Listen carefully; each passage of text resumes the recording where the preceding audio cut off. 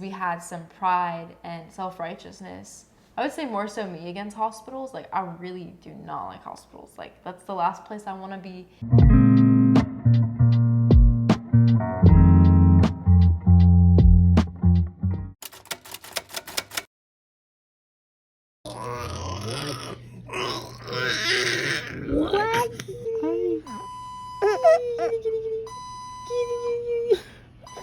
Welcome back to another video. So we are making an update to our previous video of why Lydia was in the hospital for 6 days. So it started with an ear infection. She had some swelling behind her ear and some pus, but honestly I didn't think much of it because ear infections are just super common, especially in children and babies. And so I'd reached out to two sisters who were giving me just some holistic advice with home remedies, and they were praying and we were praying over her, thinking it's gonna be fine. But then a couple days go on and it's getting worse. And I'm like, okay, let me keep trying these remedies. Let's keep praying, standing in faith, and then it gets worse. So it's on day 7 now, and we've been praying over her. We've been speaking life a lot, having other people do this, several people. So I'm at the point where I'm getting desperate and I'm feeling some fear, but not wanting to waver in fear and succumb to that. And so I reached out to all these people, but one specific girl that I go to a lot for prayer because she's prophetic and I trust her, and she's also very faithful, said a very specific word that changed everything for us. She said, go to the ER and ask for low income paper. And so as soon as I heard that word, I knew it was the Lord, and we acted. And I was actually at a men's Bible study that same night. And one of the crazy things was I typically take the car whenever I go to this Bible study, but I decided not to that night. I actually went with a brother in Christ who lives in this very same house. And that was important because while I was at the Bible study, Gabby and I were texting back and forth. And I was already restless because I was concerned about Lydia. I didn't really see the progression over time. I just knew it was really bad. And so I was suggesting that the next day that we go to an urgent care, and Gabby ended up texting me a few minutes later, no, we need to go to the ER tonight. And so I kind of sneak my way out. I talk to one brother specifically who is one of the leaders, and I tell him everything that's going on. And I honestly start breaking down. I start crying because I'm like, Lord, I'm telling him this. I'm like, Lord, why would he send us to the hospital? Why would the Lord send us to the hospital? And he's just encouraging me, loving on me, being a shepherd, honestly. And he tells me, Dylan, you know, when it comes to me and my wife, we'll stand firm and we'll have faith when we're going through something. But when it's our child, we're not going to let them suffer. And that made me that softened my heart a little bit. And I knew that was the Lord speaking through him. And so Gabby picks me up and we literally go to the closest hospital 4 minutes away. So we arrive at the hospital and immediately things start happening because we're literally sitting in this waiting room for 4 hours. We're like, how is this an emergency room? Because all these people have to wait and wait and wait. And there's this woman next to us that had literally just gotten out of a car accident, sitting in like whatever chair, wheelchair with a neck brace on and everything. And she's in such agony that it brought us so much compassion. Dylan prayed for her. Then there was another elderly woman there that we also connected with because she was a believer. And so I thought, mission fulfilled. This is why we were sent to the hospital. Because I've heard that story before of the Lord sending someone to minister. So I had my hopes so high that we were just going to get such a good report and that we were going to get in there and it was going to be fine and simple. But we finally get called back right after we had talked to these two people, like 4 hours later. And the doctor immediately was concerned, looked inside her ear, said she could even see her eardrum because of all the inflammation and the pus and everything. And she's like, yeah, this is mastoiditis. I believe that's how you pronounce it. She's like, we're going to have to start her on immediate antibiotics. I'm like, oh, great, through IV. She's like, then she's going to have a surgery to drain it. Then she's going to have ear tubes. And she's going to have a CAT scan. And so I'm like, we felt so overwhelmed because it's so much more than we expected. And we were just like literally crying in between the next doctor coming in. And so, yeah, doctors were coming in. We're just casually crying, trying to talk through all these things. And we were just very nervous and honestly just discouraged. There was just so many emotions because during this entire time at the first hospital, I believe that Gabby and I were truly faithful. And I feel like we didn't have unbelief. And so I don't even think that's the biggest thing, a part of this testimony, is that because you'll hear a lot of people say when you're praying for somebody or when you're receiving prayer, it's always, oh, you just have unbelief, you need to believe more. But I don't think that was our experience.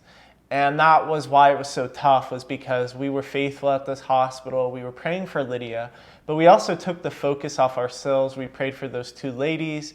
And when we were back in that room, we were expecting for the best report possible, thinking we were going to leave that very night. Or morning, I should say. Yeah, at this point. And that didn't happen. We got the bad report, and we had to be transferred to another hospital. Yeah, specifically a children's hospital. And this was hard because they had to put Lydia in a gurney. They separated both Dylan and I. And I couldn't even ride in the back with Lydia. And so she's just screaming at this point because it's like hours later. She just had a CAT scan, which we didn't like. And I just felt like I had no control because they kept waking her up. She wasn't sleeping and all these things were happening. And we knew as soon as we got there, several hours later, we were going to have surgery over her. And it just felt crazy. So we arrived at the next hospital. And immediately we felt challenged because there was a doctor that was asking us a bunch of personal questions. And it just kind of felt like an atmosphere switch. And that they didn't trust us. And that put even more fear in us about everything that was happening. And that's one of the things that makes it hard to trust hospitals, is because we live in such a way, we try to have faith, we're obviously believers. And so the way we did things, and when they heard that story, in their mind, it just didn't add up. You know, a home birth is rare nowadays. And so they ask all these weird questions. They asked us a weird question, you know, does your daughter have a bed? And I got a little frustrated. I was in my flesh because I'm thinking, do these people not think we care about our daughter?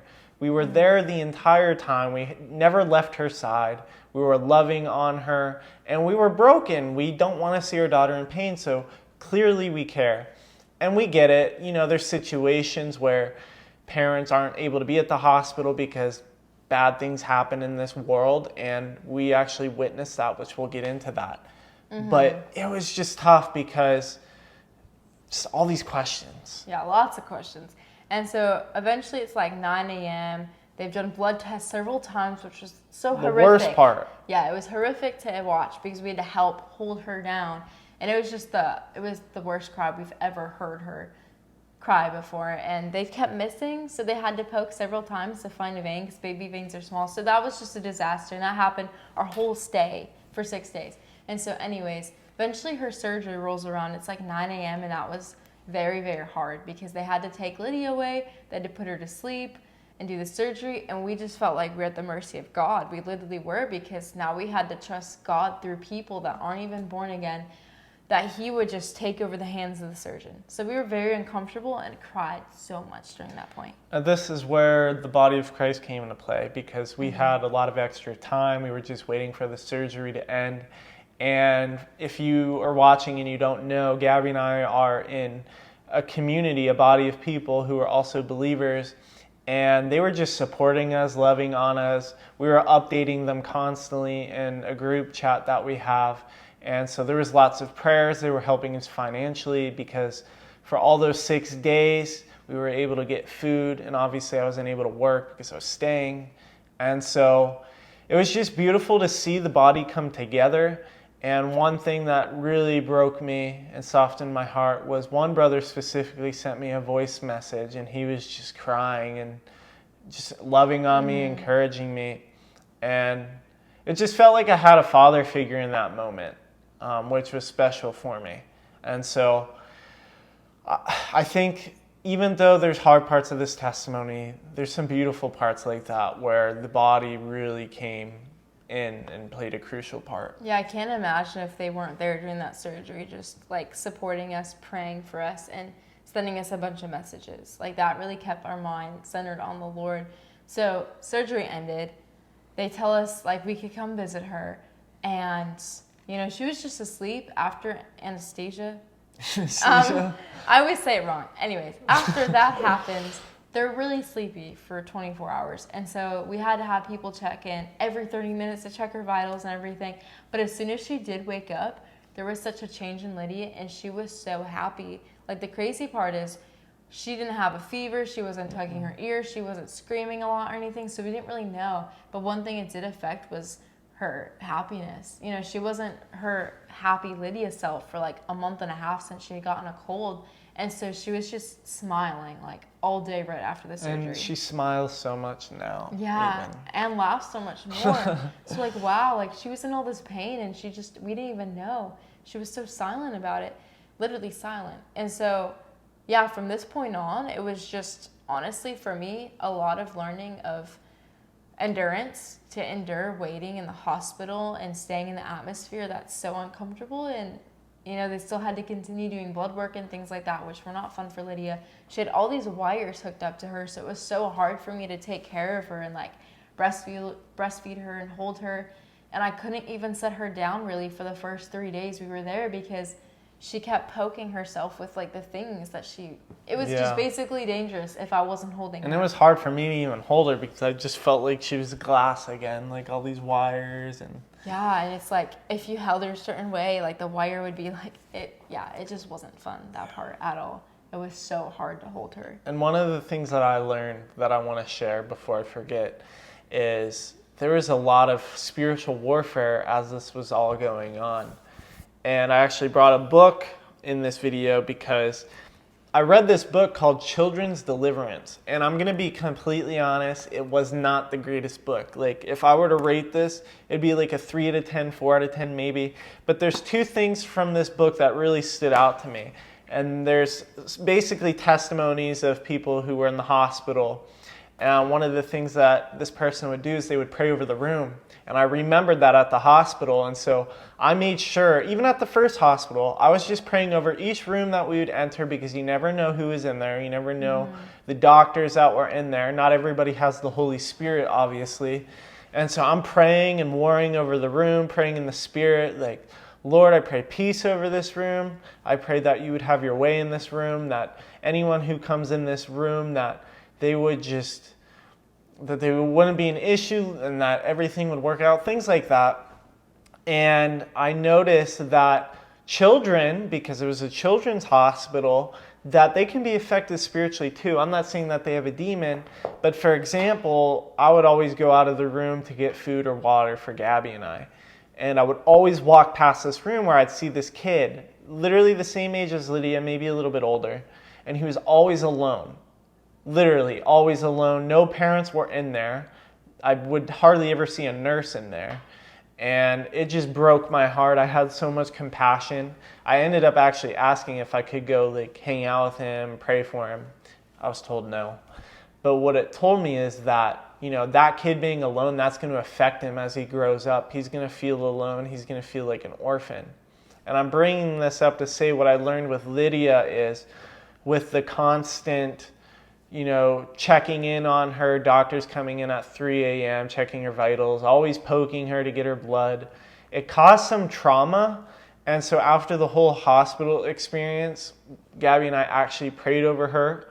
And we were praying against trauma, like all trauma go. Because my parents were actually trying to hold her after the experience at the hospital. And she was actually crying a lot. And so she had trust issues as a 4-month-old baby. And so it showed me that, you know, this book, although it was terrible, it did show me that children, even at that age, can be affected spiritually. And it's so important to pray over your children. And so we just prayed some healing scriptures over her recently. And that was one big thing that I wanted to share. It's super important. Yeah, I would agree with that. It's definitely something that we're praying through still. I'd say another key thing that I learned was just standing firm. I think there was a couple things that the Lord highlighted through this day because I had called a sister because we had read this post that she had posted about like what happens when healing doesn't happen. It's not always because of lack of faith because we're like, why did this happen? And I was generally asking that to the Lord, not out of anger that it happened because I know that he's good, but like I just didn't understand and I'm still praying through it.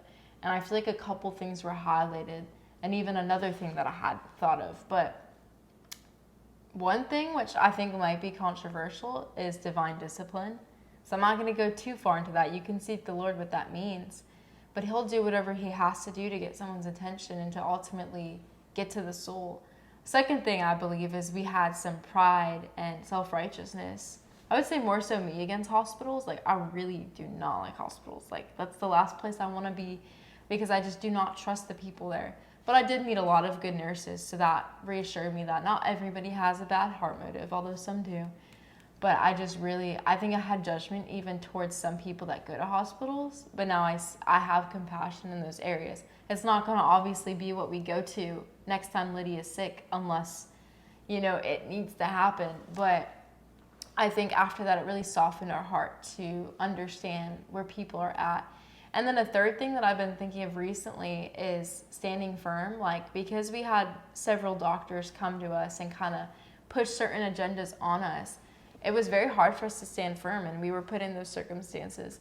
And so, honestly, it's just building in us that ability to stand firm because let's say persecution's around and they're throwing out the mark of the beast. We need to be able to stand firm against that and stand firm in our belief in our faith and not succumb to what people are saying.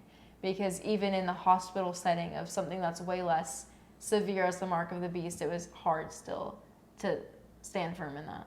Yeah, I would say everything she said I would second that with self-righteousness. And I mean, even myself, I'm not full-on supportive of hospitals. I was kind of more in the middle because I'm not seeing anything take place. And I know sometimes when you go to the hospital, the doctor, the Lord will use people to help you in certain situations. And so that was tough for me. But it was also, again, my heart motive, fear. I didn't want Lydia to go to the hospital because I had a fear of hospitals. And so that was something in me that was wrong. And the Lord did show me that there are people there that are placed there that can be beneficial. And we even as of right now, obviously we care about her as her parents. And so we found her an amazing doctor, which is rare nowadays because we just went and it was honestly very peaceful. It's like we went from one environment to another, and the difference is obviously it's more Christian based. Yeah, and they're believers there, which is amazing. Yeah, and so it just makes a huge difference, and that's why even, again, this is off topic, but with birth, it's like Gabby had an amazing experience because it was more faith-based. And not to say, again, that doctors are bad, but when it's more faith-based and you have a peaceful environment, things go better. Mm-hmm. And so amen to that.